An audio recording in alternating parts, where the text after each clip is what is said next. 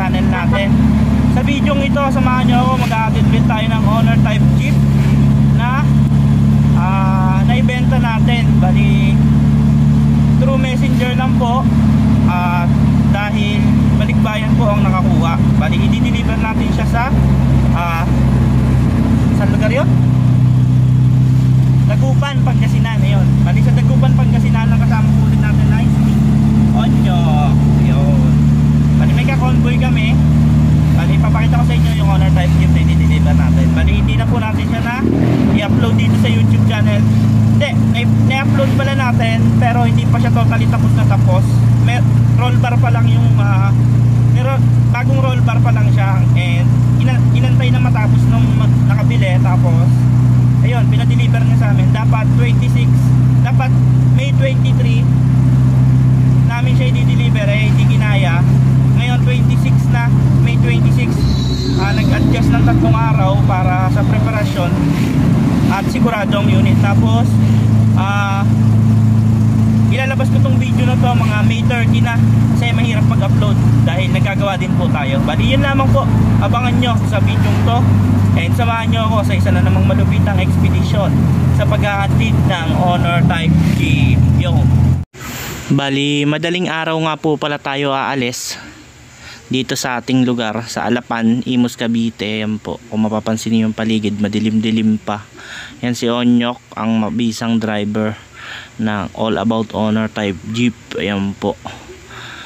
Yan, bali diretso tayo ng Dagupan. Papakarga muna tayo ng gasolina nito para dire-diretso ang takbo, mga boss.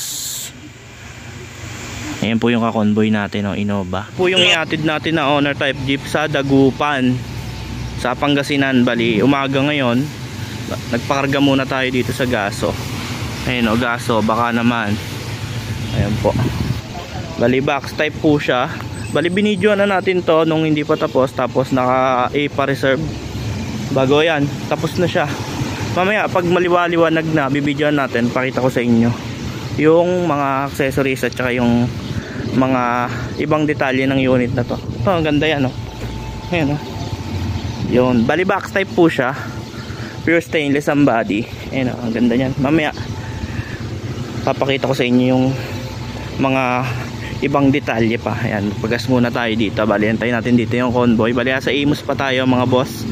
Abangan nyo, panoorin nyo hanggang dulo yung video na to kung paano kami makarating sa Dagupan. Yun mga boss, bali dito tayo sa unang toll gate natin, Cavitex, Kawit. Medyo maliwaliwanag na. Bali pakita ko lang sa inyo yung mga gauges. Kompleto yan mga bossing, speedometer, temperature, ampere, fuel gauge, yan, accurate, punong-puno.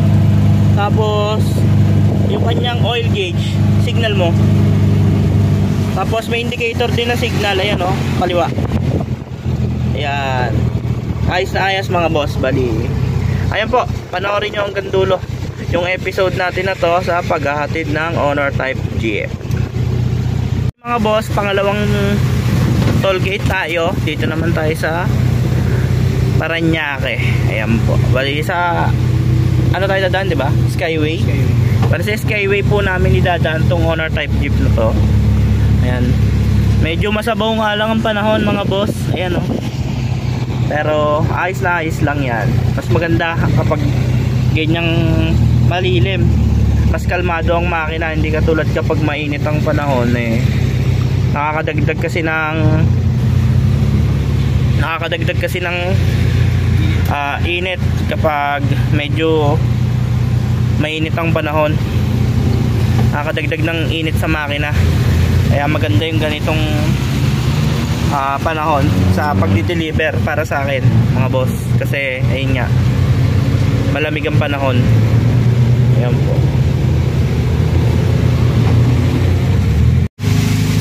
Ayan mga boss, paakyat na ulit tayo ng Skyway. Ayan po. Ayan bali ang kasama pala natin ngayon ulit ay si pambansang Onyok, ang pinakamalupit na nagdi-deliver sa Imus sa tropang Bayansel. Ayan, shoutout sa inyo mga boss, sa tropang Imus na lagi kasama si Boss Onyok. Yan. Yun mga boss, bali andito na tayo sa NLEX. Kabababa lang po natin masabay sa kabababa lang po natin sa Skyway, and masabaw pa rin ang panahon. Ayan, bali papasok na po tayo ng NLEX. 69 pesos yan boy. Ayun o, nakalagay 69 pesos. Bali ayan nga mga boss, first stopover natin dito sa may Petron Marilao sa Bulacan. Bali kumain tayo ng, dito tayo nag breakfast. Ayan o, sa Jollibee Jollibee. Ayan, paypay nga lang tayo, pababa tayo kinain, tapos diretso na ulit takbo. Yun. Tapos pangalawang stopover natin, umihi tayo dito naman tayo sa Petron, sa Lakeshore. Ano na to, nakakasakop dito, Mexico ba? Mexico, Pampanga. Ayan, pakikita ko sa inyo, maliwanag na. Ayan po, nakamags po siya. Ayan o, NK mesh size 13, offset po yan mga boss. Tapos dito naman naka console box na stainless, kompleto gauges.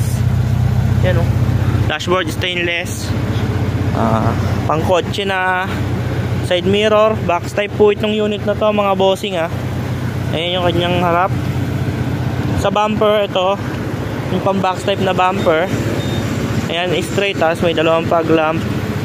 Bali kulay puti po yung pinintura ng under chassis dito. Ayan o, kulay white, malinis na malinis. Ayan po, tingnan natin yung makina niya naman.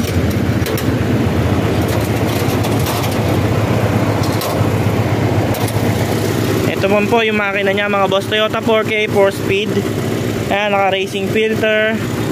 Ito magandang ano natin ngayon mga boss. Ayan o, yung balot ng wiring hindi na po corrugated tube, modelo na po yung ginamit natin dyan. Ayan ang uso ngayon. Ayan po. Ayan, bali 4-speed po yan, Toyota 4K, battery bago. Ayan po, lock natin. Tapos ito pa pala, papakita ko sa inyo, yung headlight nya LED na rin. Bali dalawa po yung signal nya, yung sa headlight tsaka yun, naglagay pa tayo ng orange para talagang kitang kita pag na-signal. So may LED sa baba ng bumper. Tapos dito naman, ito yung mga original na box type, meron talagang mga fog lamp dito yan. LED din po yan. Ayan po yung kanyang manibela. Ayan mga switch ng pan, stereo, tsaka yung mga ano, yung mga ilaw. Ayan yung fog lamp sa bumper tsaka sa taas. Ayan po. Tapos dito naman sa likod, ayun yung kanyang reserba. Ayan, naka sound setup mga boss, JBL na didosing sub, tapos 3-way na lighting knob, tapos naka amplifier na X12. Ayan po, ito ko sa inyo. Ayan po siya oh, X12 po. Tapos naka tailgate, taillight. Ayan po yung taillight nya, LED na rin. Maganda po ang klaseng, yung klase ng Honor type Jeep na to. Ayan, box type po. Sa mga gusto naman po magpa build ng ganitong style, pwede po, message nyo lang po kami sa aming Facebook page. Ayan po. Ayan, pwede po natin tularan yan. Ayan, ganyan kakinis, kalinis. Ayan, tapos isa pa, yung flooring nito mga boss, naka-synthetic po. Ayan, synthetic yung ginamit. Ayan, yung head unit nya Android. Ayan, kompleto yung gauge. Ayan po, nagana po lahat yan. Oil, fuel, ampere gauge. Tapos ayan yung kanyang temperature tsaka speedometer. Ayan po, yung signal nya naman may indicator. Ayan po. Ayan po. Tapos naka handbrake. Ang ganda ng bangko. Tapos ito naman yung seat belt nya mga bossing. Ayan, bago yung trapal nya, removable naman po yan. Ayan siya. Bali yun po mga boss, may nakita ko sa inyo. Antay lang natin yung kasama natin nag CR. Bali hanggang dito lang po yung video natin. Tapos tatakbo na ulit tayo mga bossing. Yan.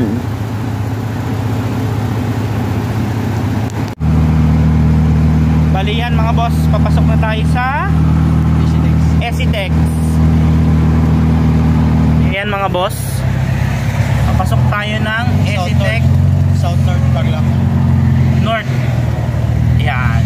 Dito tayo sa kanan. Pag dumiretso, diretso ng Subic yun. Subic ba? Tsaka sa Pote kabila. Ayan. Gusto nyo dumiretso doon. Iingat eh, pwede naman siya dumaan dito eh. Yan o, mga boss, bali dito na po tayo sa T-Flex. Papasukin na natin ang pinakamaikling kalsada. Ito, yung kalsada dito, hindi na uubos mga bossing. Ayan o. Itakbo na natin dito, pumapalo na tayo ng 100. Kanina 80, 70 lang. Ngayon 90, 100 na mga boss. Ayan po. T-Flex na po. Medyo kalmado na ang panahon at tuyo na dito. Hindi katulad kanina na masabaw. Cavite to Pampanga. Sobrang dilim ng kalsada. Gawa ng zero visibility dahil sa ulan. Mga boss, balian dito na tayo sa T-Flex Petron ulit. Ito na ang ating huling stopover. Nagpuno tayo ng gasolina kasi pondo lang po yung sinali natin kanina sa atin pa sa Cavite. Ayan. Tapos nagdagdag pa tayo ulit dito kasi medyo mahaba-haba tong T-Flex. Ayan po ang update. Ayan. Bali makulimlim na dito, wala nang ulan. Ayan, medyo malinis na yung owner. Ayan po. Bali mamaya pag exit na namin ng Binalonan, Pangasinan, bali dun kami mag-exit, bibidyoan ulit natin.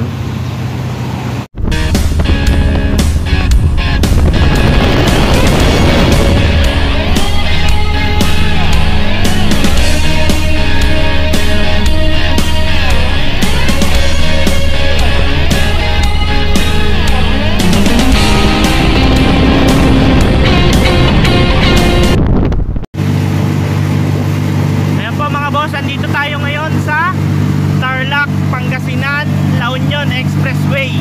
Binabaybay po natin. Ayan, bali tumatakbo po tayo ng 90 to 100. Yan, hindi yung nag-iinit yung ating temperature gauge.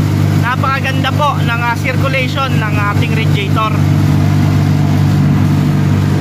Napakaganda ng view.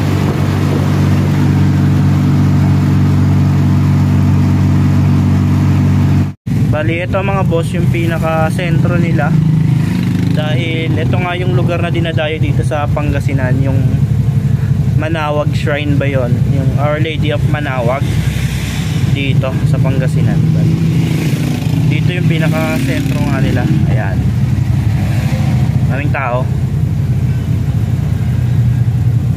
Bali ito na po yung huling bayan na dadaanan natin bago makarating sa ating destinasyon. Bali Dagupan po ang ating target location. Malapit na tayo mga boss sa may-ari, sasalubungin na lang sila tayo. Mga boss, finally andito na po tayo sa Dagupan. Antayin na lang natin mag-message sa atin yung may-ari kung saan nila tayo tatagpuin mga boss. Ayan po yung arko ng Dagupan. Ayan, may mga bangus oh. Yung Bunuan Bindok. Dito yan. Dito na sa kanila yan. Ay, Bakik pala yan. Bunuan Bakik. Bunuan Bakik. Bunuan Bindok. Bunuan Bakik. Ganun pala yung mga barangay dito. Ayan po mga boss. Welcome to America. Bunuan Bindok. Puro pala isdaan pala dito. Ayun ang kabuhayan dito. Isda. Bali yan mga boss, na lobat tayo. Picture na lang yun ay ipakita natin. Safe naman po kami nakarating dito sa kanila sa Bunuan Bukid, Dagupan City. And maraming salamat po sa tiwalang ibinigay ninyo, Sir Ryan. Ayan po, shoutout po sa inyo, and sa tatay po ninyo. Ayan, fresh na fresh from America sila. And ayan, na-deliver natin ng maayos at matino ang sasakyan. And Ayun po mga boss, hanggang sa muli po. Maraming salamat po sa panonood. At kung nakaabot kayo dito, and paki-comment kung nasaan man po kayo para alam ko kung hanggang saan umabot yung video nito. Bali, hanggang dito lang mga boss. Maraming salamat. Huwag niyo po kalimutang i-click ang subscribe button at i-on ang notification bell para lagi kayong updated sa mga video na ilalabas namin tungkol sa Honor Type Jeep. Maraming salamat sa inyong lahat. Ingat and God bless.